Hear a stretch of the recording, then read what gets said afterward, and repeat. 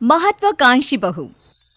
आगे बढ़ने की चाह रखना कोई गलत बात नहीं है, लेकिन क्या हो जब महत्वाकांक्षा इतनी बढ़ जाए? बहू, ये नौकरी ही करती रहेगी या कुछ घर का काम भी करेगी? जब देखो बस अपने ऑफिस का काम करती रहती हो। मम्मी जी, आप नहीं जानती मैंने यहाँ तक पहुँचने के लिए कितनी मेहनत की है। मेरा हमेशा से सपना था कि मैं खूब पैसे कमाऊं, बड़ी गाड़ी में घूमूं और बड़े बंगले में रहूं। घर का काम तो नौकर करते हैं, जैसे आप। जैसे मैं? क्या जानती है तू मेरे बारे में? मैंने इस घर को अपने पसीने से खड़ा किया है। घर पसीने से नहीं, पैसे से खड़ा होता है मम्मी जी, जो मैं कमा रही हूँ। समझी? लंबी गाड़ी, महंगे फोन और कपड़े, ये सब चाहिए मुझे। लेकिन बहू, अगर तुम नौकरी नहीं भी करोगी ना तो भी तुम्हें ये सब चीज मिल जाएगी। मेरा बेटा सब कुछ तो दे रहा है, कोई कम पैसे तो वो भी नहीं कमाता। उसकी कमाई देखकर ही तो फंसाया था तूने, याद है ना? वरना उसके लिए संस्कारी रिश्तों की कमी नहीं थी। संस्कारी भी फेल है सरकारी वाली के पीछे। मम्मी जी, ये सब तो मैं भी जानती हूँ, लेकिन मैं ये सब अपने कमाए पैसों से चाहती हूँ, ना कि अपने पति के पैसे। और मैं भी ऑफिस जाना चाहती हूँ, काम करना चाहती हूँ। मैं भी चाहती हूँ कि लोग मेरे आगे पीछे मैम मैम करके घूमे और मैं उनको बॉस बनकर ऑर्डर दूं। You know, work like a man. Like a man? अरे लाइक अ मैन बनने के चक्कर में बहू वुमन भी ना रह जाओ। अरे क्यों बहू, मैं जानती हूँ तू बहुत महत्वाकांक्षी है, लेकिन तू अपने सपनों के लिए अपने परिवार को भूल जाएगी क्या? और अगर आगे बढ़ने की इतनी ही चाह थी तो शादी क्यों की? बस कीजिए मम्मी जी, बहुत थक गई हूँ मैं, मुझे आराम करना है। और मेरा खाना प्लीज मुझे मेरे कमरे में ही दे देना, मैं वहीं खाऊंगी। ये कहकर बहू चली जाती है अपने कमरे में। अगले दिन, मम्मी, टीचर ने आपको स्कूल में बुलाया है। मुझे? लेकिन क्यों, क्या हो गया? वक्त नहीं है मेरे पास। वैसे हुआ क्या है? फीस तो मैं समय से दे रही हूँ, और क्या चाहिए इन स्कूल वालों को? मम्मी, इस बार मेरे एग्जाम्स में नंबर कम आए तो मैम आपसे मिलना चाहती है। नंबर कम आए हैं तो और पैसे ले लें। क्या है ये, वक्त खराब करते रहते हैं। नंबर कम आए हैं? अरे तभी तो मैं तुझे बोलती रहती हूँ पढ़ ले, और तू है कि पूरा दिन बस वीडियो गेम। देख बहू, तेरे ध्यान न देने का नतीजा इसके नंबर कम आने लग गए हैं। मम्मी जी, कोई बात नहीं है, अभी वो बच्चा है और स्कूल टाइम में ऐसा होता रहता है, समझ जाएगा। वैसे भी हम लोग कमाकर इतना पैसा जमा कर देंगे कि ये बैठ कर खाएगा तो भी खत्म नहीं होगा। बहू, अगर तेरे यही तेवर रहे तो मुझे डर है कि कहीं गोलू तुम्हारे हाथ से ना निकल जाए। इसलिए घर पर ना सही बच्चों पर तो थोड़ा ध्यान दो। मम्मी जी, आप फिक्र मत कीजिए, मैं सब संभाल लूंगी। चलिए ऑफिस के लिए निकलती हूँ। हाथ से बच्चा निकले ना निकले, आप मुझे ऑफिस से जरूर निकलवा देंगी।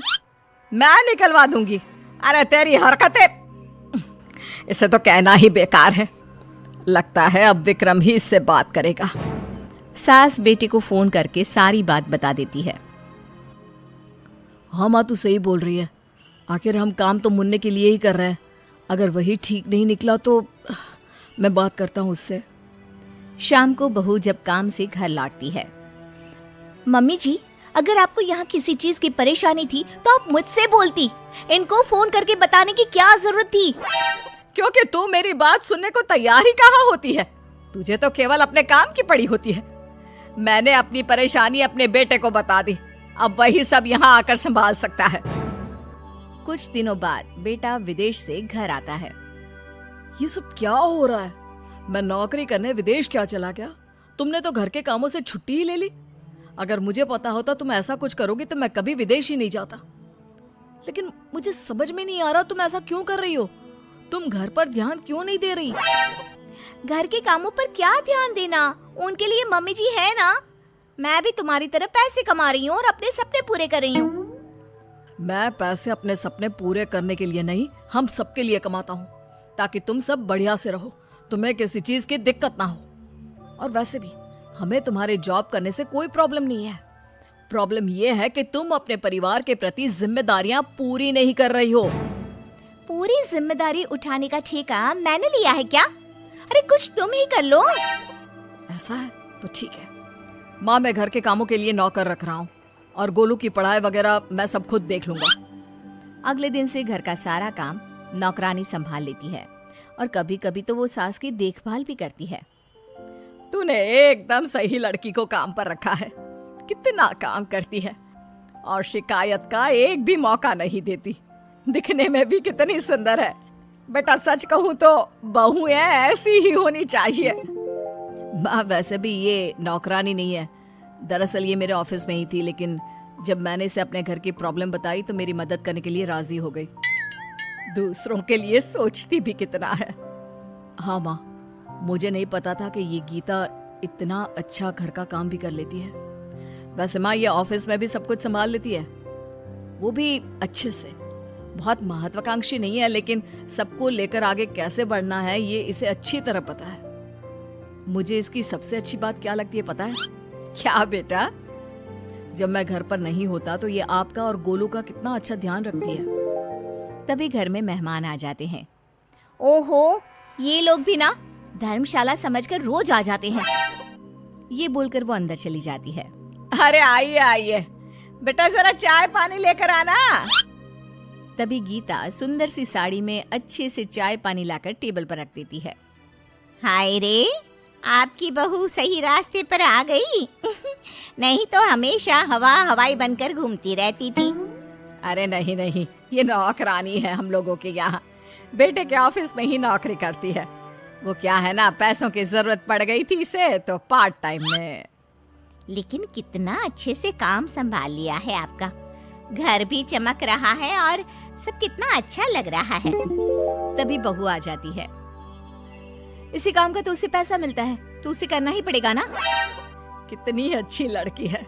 काश मैं इसकी शादी तुझसे करवा पाती। मुझे एक अच्छी बहू मिल जाती और तुझे एक अच्छी बीवी। मम्मी जी, आप ये क्या बोल रही हैं? मैं तो बस वही बोल रही हूँ जो मेरे मन में आया। कुछ गलत कहा क्या? ये सुनकर बहू उठकर अंदर चली जाती है और सोचने लगती है।